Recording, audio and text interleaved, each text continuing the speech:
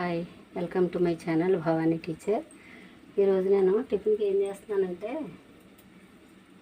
చూడండి, ఇది గోధుమ రవ్వ ఉప్మా. ఒక కప్పు తీసుకున్నాను. దానికి పచ్చిమిర్చి, అల్లం ముక్కలు, ఉల్లిపాయలు, కరివేపాకు, తర్వాత పోపులు, ఎండుమిర్చి ఇవన్నీ తీసుకున్నాను. మనం ఒక్కొక్కటి వేసుకుందాం. ఫస్ట్ ఆయిల్ వేసుకోవాలి. కొంచెం ఆయిల్ వేస్తున్నాను.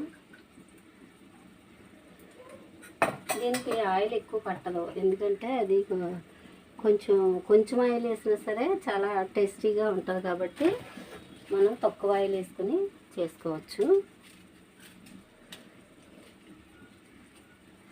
దానిలో ఫస్ట్ ఏం చేద్దామంటే పోపులు వేసుకుందాం. మినపప్పు, ఆవాలు,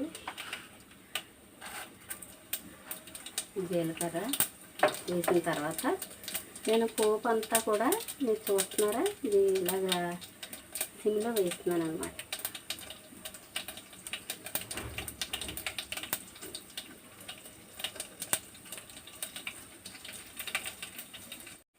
తర్వాత చూడండి, పచ్చిమిర్చి, అల్లం ముక్కలు, నెక్స్ట్ కరివేపాకు,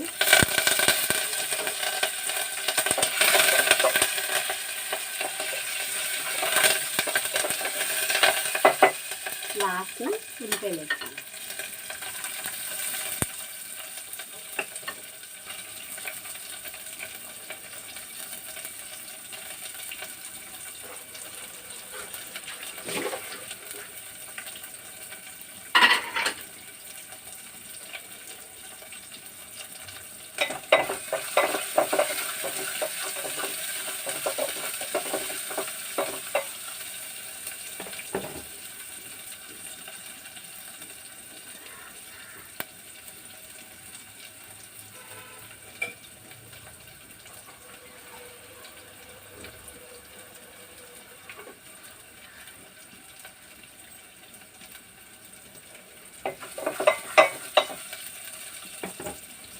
కొంచెం బాగా వేగనిద్దాం.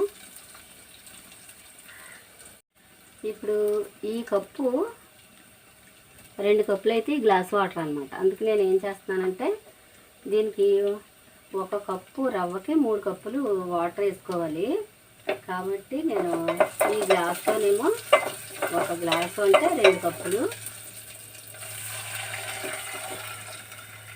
నెక్స్ట్ ఇంకో కప్పుకి సరిపడా అంటే మనం దీనిలో ఒక ½ గ్లాస్ వేసుకుంటే సరిపోతుంది. 3 కప్పులు వేసినట్టు అనమాట. ఈ కప్పుతో 3 కప్పులు వేసినట్టు లెక్క. ఇప్పుడు దీనిలో కొంచెం ఉప్పు వేసుకొని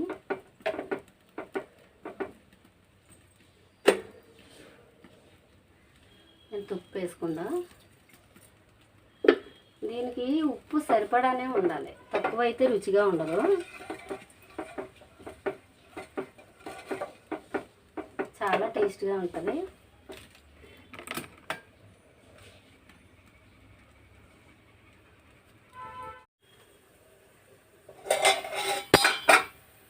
ఇలా మరిగే టైంలో మనం రవ్వ వేసేస్తున్నాం.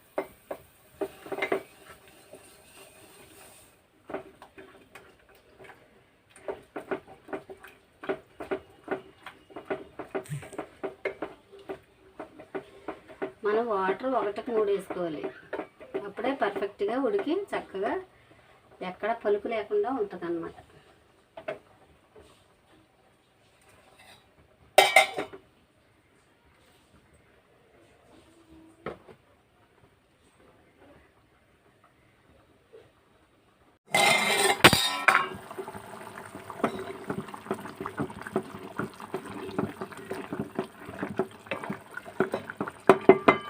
ఒక 5 మినిట్స్ పడుద్ది ఉడకడానికి. పూర్తిగా ఉడికిన తర్వాత చూపిస్తాను. ఎంతో టేస్టీ గోధుమ రవ్వ ఉప్మా. ఇంతవరకు ఉడికిన తర్వాత ఇలాగ బబుల్స్ వచ్చే టైంలో మనం స్టవ్ని సిమ్ చేసుకోవాలి. అప్పుడు చాలా చక్కగా మగ్గిపోయి ఉంటుంది ఒక 2 మినిట్స్కి. ఈ స్టేజ్లో మనం మొత్తం స్టవ్ ఆపేసుకోవచ్చు.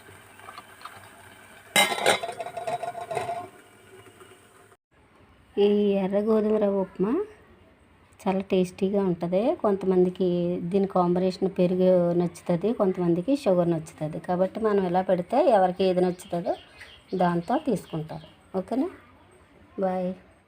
మాకు చిన్న పాపాయిలు ఉన్నారు కదా, దానికోసం వాళ్ళ కోసం ఏం చేస్తున్నానంటే ఈ క్యారెట్ తురిమేసి ఇడ్లీ పిండిలో ఇలా కలిపేసి వాళ్ళకి ఇడ్లీ వేస్తున్నాను అనమాట. అంటే కొంచెం హెల్తీగా.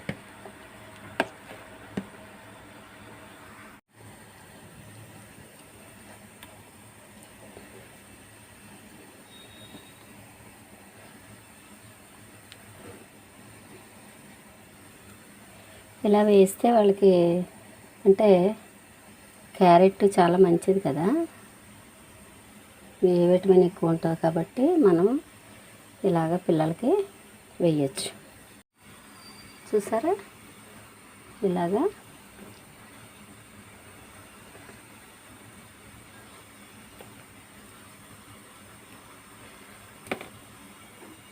ఇప్పుడు నేను ఆల్రెడీ ఇది ఇడ్లీ పాత్ర వేడి చేస్తున్నాను. వాటర్ వేసి దాన్ని మూత తీసేసి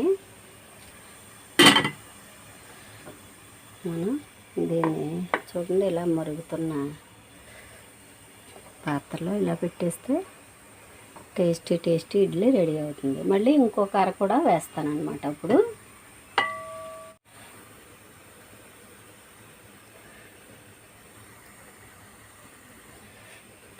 వేసుకున్న ఈ అర కూడా పెట్టేద్దాం పైన.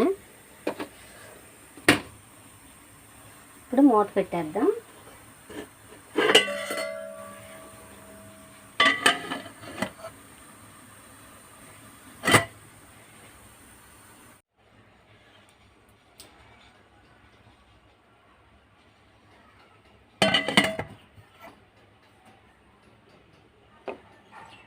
పల్లీ చట్నీ. ఓకేనా, బాగున్నాయి కదా. వీడియో నచ్చితే ఒక లైక్ ఇవ్వండి. Okay, bye.